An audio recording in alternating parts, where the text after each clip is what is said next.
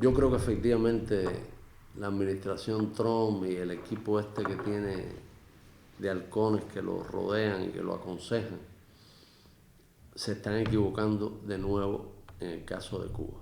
Es decir, subestiman la capacidad de resistencia del pueblo cubano, subestiman la conciencia del pueblo cubano con respecto a cuál debe ser su posición en esta coyuntura, fantasean de una manera disparatada con la idea de una especie de sublevación interna contra el gobierno. Nada de eso va a ocurrir en Cuba, no es posible que ocurra en Cuba, no por las razones que dicen ellos, por represión, nada, eso no tiene nada que ver con la represión, eso tiene que ver con lo que se ha sembrado a lo largo de 60 años. Ese es un pueblo que sabe que sus dirigentes no le mienten, que saben que sus dirigentes no lo engañan, que sabe que sus dirigentes no son una tropa de corruptos como en otros lugares del mundo donde la política ha tocado fondo a partir de que se ha convertido más en una manera de hacerse rico que en una manera de servir a los que te eligieron, a los que te respaldan y de representarlo. Nosotros acabamos de aprobar la constitución, la nueva constitución AN, con casi un 87% de los votos positivos en el referéndum. Esa constitución tuvo una primera versión que se sometió a la consulta popular en todas las cuadras, en todos los centros de trabajo, en los centros de estudio. La gente opinó sobre el nuevo texto constitucional. La gente llevaba cientos de miles de opiniones, la gente las llevaba por escrito, las entregaba en la mesa que presidía esas asambleas de debate, y la gente se tomó muy en serio el papel de constituyente, vamos a decir así, y estudió el texto y después la comisión que la presidía Raúl y el vicepresidente era Díaz-Canel, y bueno, la integraban un grupo de compañeros. Homero Acosta, el secretario del Consejo de Estado, tuvo un papel muy importante en ese trabajo. Recogió toda esa masa de opiniones y se hizo un nuevo texto que se llevó a la Asamblea Nacional. Y después ese nuevo texto se sometió a referéndum el 24 de febrero de este año en Cuba. Y tuvo resultados verdaderamente muy satisfactorios desde el punto de vista que ahí fue una muestra más de respaldo popular a los principios de nuestro socialismo, a los principios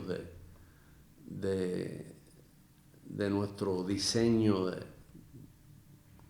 destino de como país, de nuestra política exterior. Hay un capítulo dedicado a la política exterior, del papel del partido como organismo rector de la vida cubana, como un partido no electoral. Pero bueno, ese referéndum fue también un sí por la revolución, un sí por el socialismo. Por eso Trump y su equipito y su grupo de gente tan depravada y realmente maligna debían tener en cuenta ese tipo de cosas antes de implementar una política como esta que están haciendo ahora. Tú sabes que ahora están impidiendo que los barcos de las compañías navieras lleguen a Cuba con el petróleo, y prácticamente nos han creado una situación de desabastecimiento de combustible grave, y se han tomado medidas por el gobierno para tratar de mitigar el impacto de esa política de hostigamiento, de piratería, como le llamó un periodista nuestro, de piratería. Cómo lograr que haga el menor daño posible a la vida cotidiana de los cubanos. Y y sin duda no van a dividir el pueblo. No vamos a volver a los años 90, al periodo especial. Cuba está mejor preparada que nunca para enfrentar este tipo de agresión.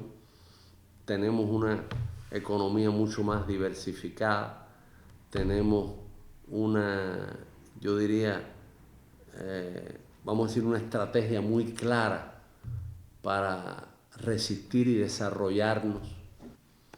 Todos los días, casi por lo menos toda la semana, hay una o dos medidas nuevas de reforzamiento del bloqueo. Las medidas con respecto a las divisas que pueden enviar, las remesas en dinero que pueden enviar los familiares de los residentes en Cuba desde Miami, desde Estados Unidos en general, restringirlas, ponerles un límite de $1,000 cada trimestre, el dinero aprobado para bombardear, sabotear el plan de los médicos. Todo prácticamente es un crescendo, ha sido un crescendo de medidas para asfixiar la economía nuestra y para hacernos daño. Las medidas principales que se están tomando hoy, bueno, primero, mantener al pueblo informado en detalle de todo. Ahora el presidente, la última noticia que vi por la mañana, ha estado recorriendo las provincias orientales, ya había estado en Ciego y Camagüey, venía desde oriente hacia occidente, revisando qué medidas se habían tomado para que este ahorro imprescindible de combustible afecte lo menos posible al pueblo. Una cosa que no te dije ahorita, en los años 90, en el periodo especial, ningún índice de salud del pueblo cubano se afectó. No se disparó la mortalidad infantil, no se disparó la mortalidad materna, no hubo ninguna epidemia, no bajó la esperanza de vida. Es decir, el sistema de salud revolucionario se mantuvo con su eficacia ya probada en Cuba y en muchos países, funcionando y protegiendo la vida, que es el principal derecho humano, el derecho a la vida, protegiendo el derecho a la vida de los cubanos. Y igualmente ahora se está trabajando del mismo modo. Hay industrias entre las medidas que se están tomando, industrias que demandan mucha energía eléctrica. Esas industrias van a empezar, y ya están de hecho empezando a funcionar, sobre todo de madrugada, para evitar competir con la demanda del sector residencial de la población en las horas pico.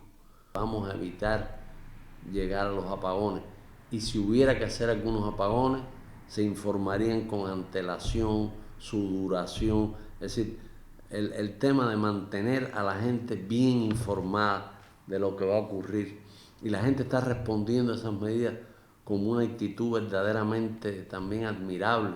La gente sabe lo que nos estamos jugando y sabe quién es el responsable de esto que nos está ocurriendo. Porque ellos dicen que el socialismo es un sistema fracasado. Bueno, ¿y por qué no lo dejan fracasar sin bloqueo? La propaganda norteamericana y de los grandes medios occidentales y muchos de los que en las redes promueven la idea de que el capitalismo es un sistema triunfante y el socialismo es un sistema fracasado, y ponen como ejemplo el socialismo cubano. ¿Por qué no le quitan? Que el bloqueo es un pretexto que usamos nosotros. Bueno, ¿por qué no nos quitan ese pretexto?